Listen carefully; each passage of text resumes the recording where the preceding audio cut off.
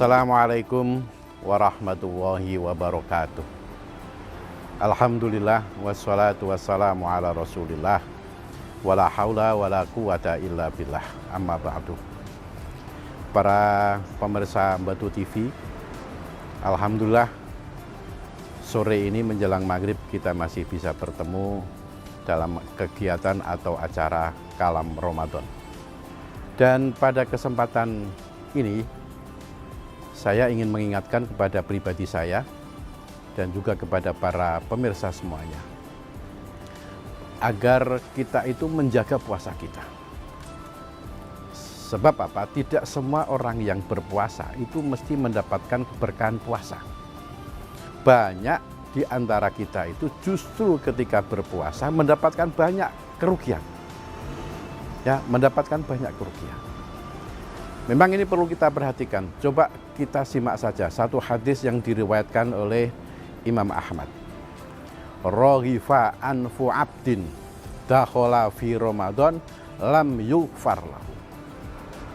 Sungguh merupakan sebuah kerugian, bahkan kecelakaan.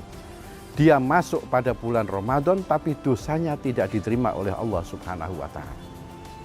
Kok diterima? Tidak diampuni oleh Allah Subhanahu wa taala. Ini menjadi satu hal yang sangat merugikan. Kenapa itu bisa terjadi? Karena mungkin ketika dia berpuasa, ini puasanya tidak dijalankan dengan baik. Paling tidak ada 3 kelompok orang ketika dia berpuasa itu puasanya justru malah merugikan dia. Yang pertama, dia berpuasa tidak didasari dengan ilmu. Dan ini jelas menurut kitab Matan Zubat dikatakan, faman bi ghairi ilmin ya'malu fa'amaluhu mardudatun la tuqbalu. Siapa yang beribadah tapi tanpa didasari dengan ilmu sehingga tidak tahu apakah ibadahnya ini sah apa tidak, ibadahnya ini khusyuk apa tidak, ibadahnya ini diterima apa tidak, dia tidak tahu syarat-syarat itu semuanya karena tidak didasari dengan ilmu, maka kemungkinannya apa? Ibadahnya tidak diterima. Itu yang pertama. Yang kedua, ketika dia di bulan Ramadan tahu bahwa itu adalah bulan berkah, bahwa di situ itu banyak pahala dilipat gandakan, tahu bahwa yang namanya pintu surga dibuka, tahu bahwa yang namanya pintu neraka ditutup, tahu bahwa yang namanya setan-setan dibelenggu, tapi dia bermalas-malasan di dalam beribadah, maka tentu dia akan mendapatkan banyak kerugian. Maka oleh karena itu, mari kita tingkatkan ibadah kita, tarawih kita, tadarus kita, sodakoh kita, zikir kita, sholawatan kita di bulan Ramadan ini. Syukur-syukur nanti kita bisa beribadah dengan baik di malam Lailatul Qadar. Yang ketiga, orang yang ibadahnya puasa itu justru membawa dia rugi, itu ketika dia beribadah puasa hanya yang dipuasakan hanya mulutnya saja, sementara yang lainnya tidak dipuasakan. Maka Rasulullah pernah menyindir kepada kita, kan min shaimin laisa min siyamihi ilal ju' wal atos. Banyak orang yang berpuasa tapi puasanya hanya mendapatkan rasa dahaga dan juga hanya rasa lapar. Kenapa?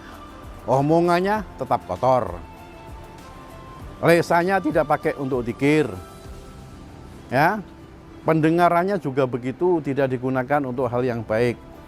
Ijek ngomong goro, hobine ijek rasan-rasan, bahkan gak rasan-rasan sedinoe kena sariawan umpamanya. Nah, ini yang justru membawa banyak kerugian bagi dia. Maka oleh karena itu ketika di bulan Ramadan ini kita harus jaga perilaku kita. Kita puasakan mata kita, kita puasakan mulut kita puasakan pikiran kita puasakan hati kita. Agar kita tidak menjadi orang yang merugi di dalam kita menjalankan ibadah puasa. Begitu para pemirsa semuanya yang saya hormati. Sehingga dengan demikian kita bisa mendapatkan keberkahan puasa ini. Ingat, bahwa awal puasa itu adalah rahmat, tengah-tengah puasa itu adalah maghfirah, dan akhir daripada puasa itu adalah idkun minanar, terbebasnya diri kita dari api neraka. Hendaknya 3 target ini bisa kita peroleh. Kalau enggak, rugi, betul-betul rugi. Maka mudah-mudahan Allah Subhanahu wa Ta'ala memberikan rahmatnya kepada kita di awal-awal bulan Ramadan ini, sehingga semakin hari kita bisa mampu meningkatkan kualitas ibadah kita di bulan Ramadan ini. Ya, dan sehingga pada akhirnya di akhir bulan Ramadan ini kita betul-betul dalam keadaan fitri. Allahumma amin. Demikianlah yang bisa saya sampaikan pada Kalam Ramadan sore hari ini dalam rangka menyertai Bapak Ibu, para pemirsa semuanya untuk berbuka puasa. Mudah-mudahan puasa kita diterima oleh Allah Subhanahu wa Ta'ala dan banyak membawa berkah. Ihdinas siratal mustaqim, wallahul muwaffiq ila aqwamit thoriq. Wassalamualaikum warahmatullahi wabarakatuh. Selamat datang di Kampus Universitas Islam Malang, kampus Islami dan terbuka bagi semua umat beragama dan warga negara. Telah mengimplementasikan Merdeka Belajar Kampus Merdeka, membangun jejaring dengan dunia usaha, dunia industri, perguruan tinggi dalam dan luar negeri. Pilihan program studi lengkap dengan fasilitas pembelajaran modern, indah, dan nyaman. Ketika saya masuk kampus Unisma, saya merasakan pendidikan tinggi Islam yang maju dan modern.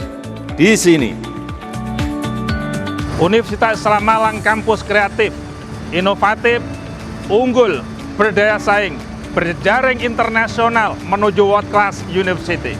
Ingin menjadi lulusan yang unggul, kreatif, inovatif, dan bermoral?